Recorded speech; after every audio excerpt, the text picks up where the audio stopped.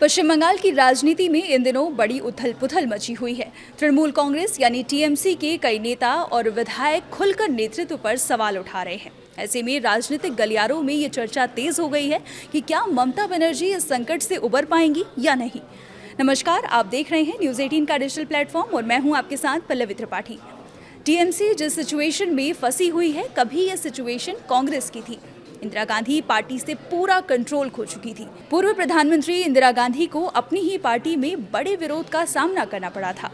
1969 में कांग्रेस दो हिस्सों में बंट गई।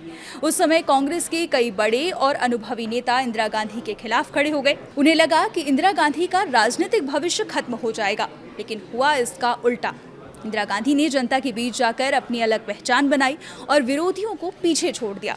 इसके बाद 1977 में इमरजेंसी खत्म होने के बाद हुए चुनाव में कांग्रेस को करारी हार मिली।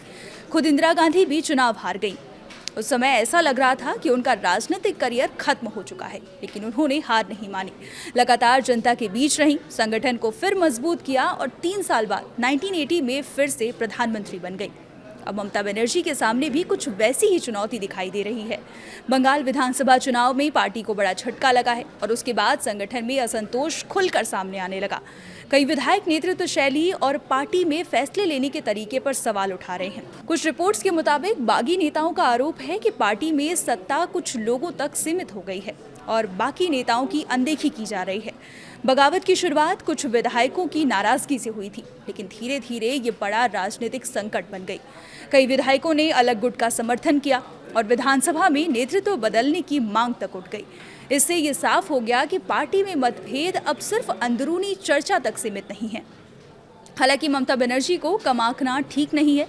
उनका कांग्रेस छोड़कर अलग पार्टी बनाना, वाम मोर्चे जैसे मजबूत सरकार को सत्ता से हटाना और लगातार कई चुनाव जीतना उनकी राजनीतिक क्षमता को दिखाता है। यही वजह है कि उनके समर्थकों का मानना है कि वह इस संकट से भी निकल सकती हैं। पॉलिटिकल एक्सपर्ट्स का कहना है कि किसी भी बड़े नेता की असली परीक्षा तब होती है जब पार्टी में विरोध शुरू हो जाए। चुनावी हार से उबरना आसान हो सकता है, लेकिन संगठन को टूटने से बचाना ज्यादा कठिन काम होता है। ममता बनर्जी के सामने फिलहाल यही चुनौती है। उन्हें न सिर्फ बागी नेताओं को संभालना होगा, बल्कि कार्यकर्ताओं और समर्थकों का भरोसा भी बनाए रखना होगा। फिलहाल ये कहना जल्दबाजी होगी कि टीएमसी का भविष्य क्या होगा, लेकिन इतिहास एक बात जरूर सिखाता है कि राजनीति में किसी भी नेता को इतनी जल्दी खत्म नहीं माना जा सकता।